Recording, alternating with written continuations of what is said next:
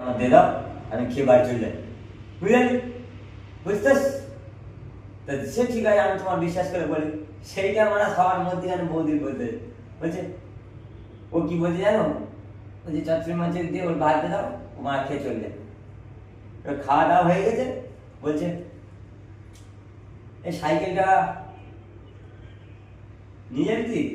আমি বলছি সাইকেলটা দিলে আমি তাহলে চলে যেতাম, আবার সকালবেলা চলে আসবো। বলছে তা নিয়ে যা। আবার তুই আসতে পারি, আমি তাহলে হেঁটে চলে যাচ্ছি। বলছে না না না না, সাইকেলটা নিয়ে যা। তোমার কত দায়িত্ব সাইকেলটা এনে দিলে না? তা দায়িত্ব কি আছে, উনি আমার নিতে আসবে, বাচ্চা নিয়ে চলে আসবে, আমার কাকার বাড়ি পড়ে তো ওখানে পড়বে, আর আমি সাইকেলটা বের করে দিয়ে দেবো, ওনার সঙ্গে চলে আসবে। একই আছে। হেঁটে আসে না? না না, হেঁটে কেন আসবে? তোমার হেঁটে এসছে? এটা তো আমার তো দেরি হলো তেমন। তোমার তো নিয়ে চলে যাবে একসঙ্গে এসছে। আমার একটা আইডিয়া আছে, ছোট করে বুঝলি?